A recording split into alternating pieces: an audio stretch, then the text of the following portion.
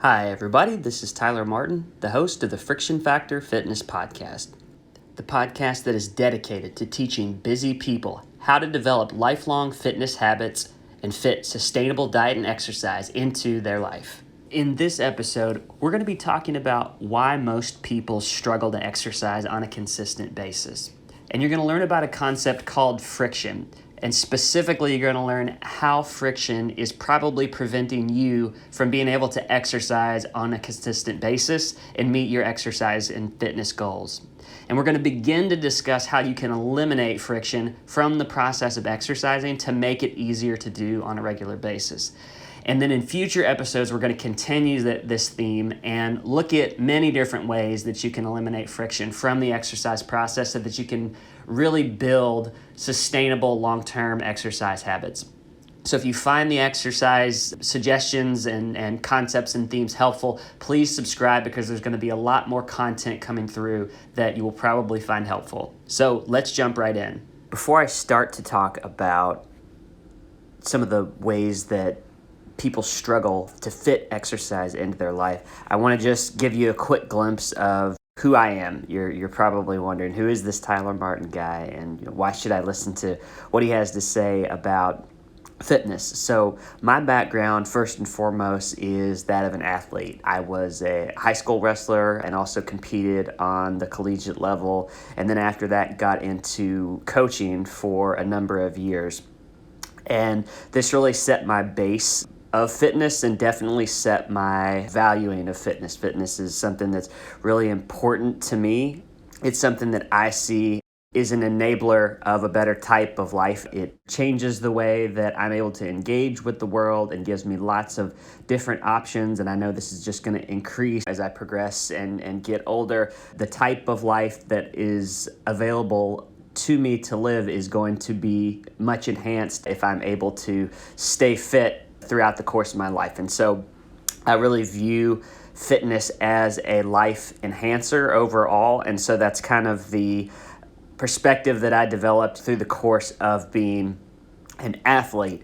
But as I made the transition from being an athlete to becoming a professional when I finished up school and started to build my marketing career, got married, and started to live more of a normal life, what I realized is that the way that I had been maintaining my fitness as an athlete for years and years was no longer going to be compatible with this new type of life that I was beginning to live. And it's probably looks similar to the type of life that most busy people live, whether you work long hours, run your own business, have a kid, have multiple kids, have a significant other, dogs, cats, all the above. Life gets busy, right? And what I was starting to see was that spending hours and hours a day on fitness, which is what you do when you're an athlete, is not going to be something that I was going to be able to continue and juggle all the other priorities of my life. So I needed a better solution. And this is when I really started to get interested in the mechanics of fitness. And so probably around 2012 is when I decided I need to build a better way for myself. So I started trying lots of different fitness solutions. So I tried different exercise processes. I did exercise in gyms, in my house. I exercised in my garage and outside. I tried exercising with a partner and with a group and many more different options. From a nutrition perspective, I tried traditional calorie counting. I tried paleo. I tried keto, vegan, Mediterranean. I tried low carb diets and high protein diets and the high carb approach. I tried a high fat approach and so on. So I tried all kinds of different solutions in order to find something that was going to require less of my time and energy so that I could fit fitness into my busy life and still have the physique and all of the good things that come with being fit, but also be able to continue to pursue my career and have time to spend with my wife and do all the other things that were important to me. So after a lot of trial and error, I started to see some commonalities throughout all of these different programs and approaches, and I started to be able to identify some principles that became helpful. And I did finally begin to formulate a process that really worked for me, that enabled me to pursue fitness in a way that was going to be sustainable with a busy lifestyle. And that's when I really became committed. Probably this is around late 2015, early 16. This is when I really became committed to this idea, and I thought that, hey, I have something here that is applicable to not just my life, but everyone's life, for anybody that's busy, that wants to learn to fit fitness into a busy lifestyle. And so I started to try to put all this information that I had learned and get it into a format that would be shareable with other people. So I decided I wanted to write a book about how to pursue fitness when you live a busy life. And that's what I've been doing for the last several years. And throughout this process, I also became certified as a personal trainer, in addition to doing tons of research as I went through the book writing process.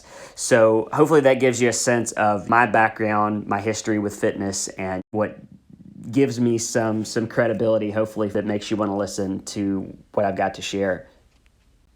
All right, so now let's start to jump into some of these big questions. The first one is, why do most people fail to make diet and exercise a regular part of their everyday life? And for most busy people, the answer is that it's a lack of time and energy to devote to diet and exercise. That is the reason that they struggle to do these things consistently. So, as an example, so many people sign up or make some kind of a commitment to getting fit, improving their fitness every January, around right after New Year's. People set these New Year's resolutions, and they usually overcommit when they do this. So imagine someone who, and maybe you've done this, says, I'm going to go to the gym every day, 7 days a week for an hour after work. I'm going to commit to making this a habit. And so many people do this. And when you look at the data, it's so fascinating to see how consistent this is, that it's almost like clockwork. Every year, millions of people come up with some kind of commitment like this. And it turns out that usually by month 3, so sometime by March, most of those people, at least half, probably more than half of those people, have already given up on their commitment. And by the 5-month mark, almost all of them have decided to either slow down or completely give up on their goal. And this is something that I think is really indicative of the problem, is that people are not able to fit these commitments into their life in any kind of sustainable way. So let's talk about why is this? Why are so many people struggling to fit diet and exercise into their life? And the reason for this is friction. So friction is a concept that I use, that I've coined. But what friction is the inefficient use of time and energy. In other words, the processes that people are utilizing in order to attain fitness require too much time, too much energy. It's very clear for me, just anecdotally looking at my own life, it was very clear that this was the issue. And this problem of friction is something that you can actually see empirically. So you can look at all kinds of different surveys and studies that are done. They come out every year. There's usually a lot of press around these too. So you'll see articles that come out in Newsweek and other publications that say, why you can't stick to an exercise routine, or why most people fail to continue to go to the gym, or top 10 reasons why people say exercise is so difficult to maintain. And when you look at these reasons that people give for not being able to consistently exercise or consistently diet, or both, almost without fail, at the very top of all of these lists, in no particular order, sometimes it's flip-flopped, but not enough time and not enough energy to do these things, those are always two of the primary reasons on the list, and they're usually at the top or very near the top, and it's pretty consistent across all of this different research.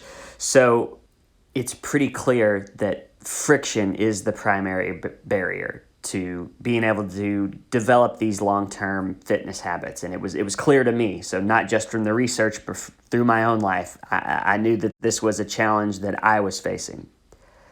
And the problem with most of the solutions that people select, and this was my case, I was trying to follow the type of exercise routines and the type of dieting strategy that I learned as an athlete. The problem was that these methods were not compatible with the type of life that I was living. So this is something that you see when you look at, I think, most of the fitness solutions on the market today, is that they weren't designed to be really compatible with a person's busy life. Most of them have some other theme, so they're centered around being exciting, being fun. Right now, group fitness is really in vogue, so fitness classes that are centered around sports. So there are boxing fitness classes and ballet-themed fitness classes and all kinds of different, I don't want to offend people, but gimmicky types of workouts that are exciting in the short run. But I think if you ask most people, hey, do you think you're still going to be going to that dance-inspired exercise class 5 years from now, 10 years from now? I think if most people are honest with themselves, they're going to say, no, probably not. So you may be able to keep up your commitment for a while, and you may even enjoy it, and it probably will be effective. But at some point, things will change, your circumstances will change. So maybe you get a new job that requires you to work late hours, and so now you can't go to that spin class after work because you can't make the time. Or maybe you move to a different place and they don't offer that same system, or they don't offer that class. Or maybe you have a baby and that totally throws off your schedule, and now that class is no longer an option. So there are all kinds of reasons. There are all kinds of things that just develop and happen in the course of life that can really derail the way that a lot of these solutions fit in. So the problem really is compatibility, that most systems are not designed with being efficient, with maximizing the use of time and energy in mind. And so it makes it really difficult to find a solution that is compatible in the long run with a busy life. So now that you've got a good idea of what friction is and how it is a challenge or creates barriers to making exercise a normal part of your daily routine, let's talk about the benefits that you get when you find ways to remove friction from your exercise processes. So the biggest benefit by far that you get when you can find ways to remove friction is you enable yourself to be able to build habits. And why are habits so important? The number one thing is that forming habits are actually a massive way in themselves of removing friction, because they automate certain types of behavior. And so, in other words, you are able to perform different types of behaviors without having to think about them, without having to expend a whole lot of psychological effort in order to go through those procedures. So let's look at an example. I like to use the example of brushing your teeth. Brushing your teeth is something I consider to be a low friction activity. So think about what's required when you need to brush your teeth. They're just a few steps. You have to walk into your bathroom, you have to find your toothbrush, you have to put toothpaste on the brush, and you can then begin to start to brush your teeth. So there's just a few easy steps.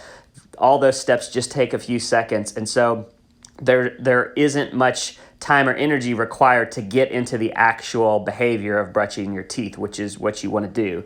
So this is something that most people don't have to think about it. It's habitual. They do it every morning and every night without having to expend a lot of psychological bandwidth, a lot of thinking, because the steps for this activity of brushing your teeth are something that you have ingrained in your subconscious. You don't have to consciously think about, okay, what's the next thing I need to do? What's the next thing I need to do? You just know what to do, and you can go through the motions without really having to do much thinking. That's the place you want to get to when it comes to exercise behaviors. And when you can remove friction from the process, it makes it much more likely that you're going to repeat these behaviors on a consistent basis. And that's the key to habit formation. When you are able to perform a behavior on a consistent basis over time, you build up a habit, and you gradually are able to spend less and less mental bandwidth thinking about the behavior, and you're able to just do, if that makes sense. So you want to be able to develop fitness habits, exercise habits, right? The problem is that most of them have so much friction entailed in the process that they're hard to repeat.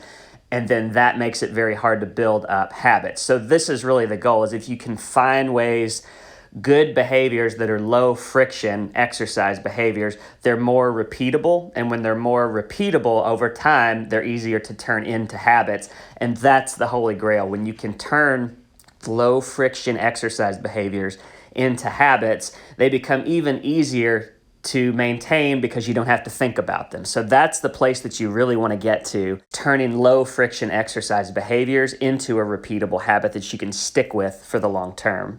So just to illustrate the way that friction can become a huge barrier to performing a behavior consistently and ultimately forming a habit, let's stick with our brushing your teeth example and imagine what it would be like if brushing your teeth weren't such a low friction activity, if it was much harder to engage in the behavior. So I like to use the example of, imagine that brushing your teeth isn't something that you could do in your house. What if, in order to brush your teeth, you had to actually schedule an appointment at a dentist's office and commute to go see a dentist and sit in a waiting room and check in and fill out forms and then go back and see the hygienist, see the dentist. It's a process that probably takes an hour to 90 minutes to get through. If that's what was required to get your teeth clean every day, I love to ask people this question: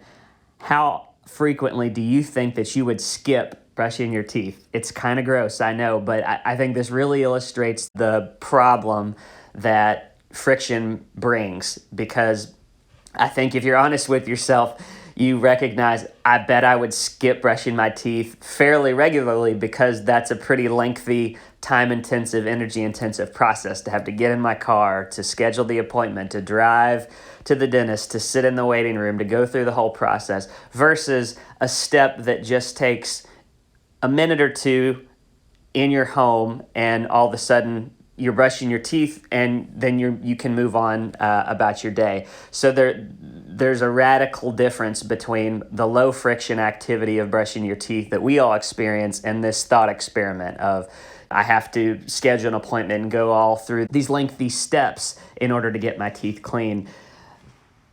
If the latter were true, if you really did had to go see a dentist to get your teeth clean, it would be much more difficult to do on a repetitive basis. And so therefore, it would be much, much harder to turn that activity into a habit, and it just compounds the amount of friction in the process. So hopefully that just makes even more clear why it's so important that we find ways to remove friction from exercise processes, because the removal of friction will enable you to build habits much more efficiently. Okay, so now let's get to some recommendations. I'm going to make what I think is probably the most impactful recommendation that I think people can follow to eliminate friction from exercise, so that it becomes much more easy for them to build a consistent exercise habit. So the top thing that I think that most people can do to take friction out of their exercise process is to find ways to exercise at your home. So whether that's in a garage or a basement or a spare room, or if you've got a loft over your attic, whatever it might be, make a space to work out in your home and make that the place where you do your exercise, because it's probably the number one way to remove friction. The reason for this is that the commute, the travel time, all of the steps involved, if you think back to the example we just gave of going to the dentist, it's very similar. So if you're trying to exercise on a repetitive basis, and exercise for you entails packing up your bag, loading up the car, making a 10-minute, 20-minute, for some people it's more than that, 30-minute, 40-minute commute out of your way to a gym, and then you get to the gym, and then you have to check in, and you have to put your stuff in your locker, and you have to change clothes, and then you have to walk out. Maybe you have to wait in line for equipment. There's so many things that you have to do before you can actually get into the act of actually exercising.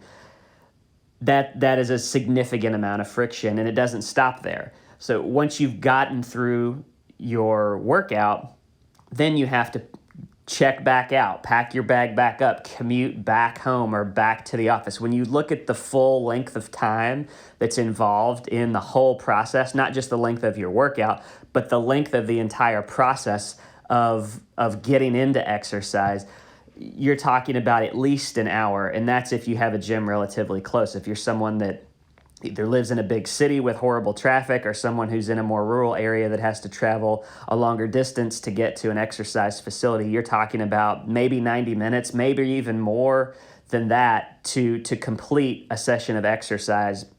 And all of the side activities that entails could easily take 90 minutes to 2 hours. And so if you ask yourself, how repeatable is that for me? Are you going to be able to do this 3 days a week, 4 days a week, consistently for a lifetime? Not for 6 months or for a couple of weeks in order to hit some short-term goal. But if you're trying to live a healthy lifestyle and make exercise part of the way you live, how compatible is that with all the other things you have going on in your life, all of your other priorities with work and kids and hobbies and errands and obligations? Other things are going to conflict with your ability to carve out 90 minutes to 2 hours to pack up and go to the gym and come back home and take care of these other necessities of life. So I think that it's pretty clear if you're honest with yourself. Of course, there are benefits to going to a commercial gym facility. You have access to perhaps trainers. You got access to equipment that you don't have at home.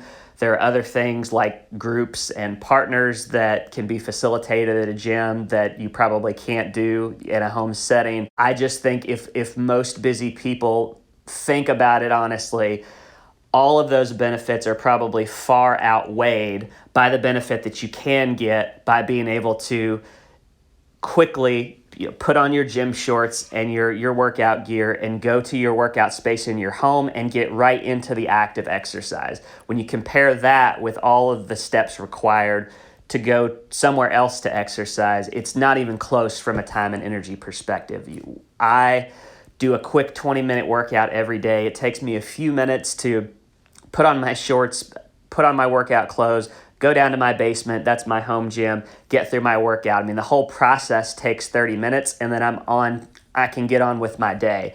And this is something that I've been doing on a consistent basis for well over 10 years, and I fully expect I'll be doing this for the rest of my life in some form or fashion. So I think that it's tough to argue that this isn't the most efficient way to exercise if you know what exercises to do, exactly what program to follow, which are things that we'll cover and talk about in other episodes of the podcast. But that's the recommendation that I'm going to make for the average busy person. If you want to make exercise a habit, I don't think there's any one thing you can do that's going to be more impactful at helping you form that habit than finding a way to exercise consistently in your home. So that's the one big recommendation I'll make in this podcast. And as I said, there's so much more detail around that. How do you pick the right space? How do you ensure that you've got the right equipment or know the right types of exercises to do in your home? What if you have very limited space? If you live in a small apartment or condo, are there ways to make it work in a smaller environment like that? The answer is yes, and we'll do much more of a deep dive in future podcasts about all of these other topics. But at a high level, I just want everyone to understand and start to think about this idea of working out in the home and how it is an enabler of habit building. habit building, as I mentioned before, is really the holy grail when it comes to living a healthy lifestyle long term. All right, so that brings us to the end of the podcast today. I want to quickly just give a recap of everything that we've talked about. So remember, most people, especially busy people, fail to exercise consistently because of friction. And friction is the inefficient use of time and energy that are somehow in your exercise process, whether it's in the exercise procedure itself or all the activities that are required for you to be able to exercise.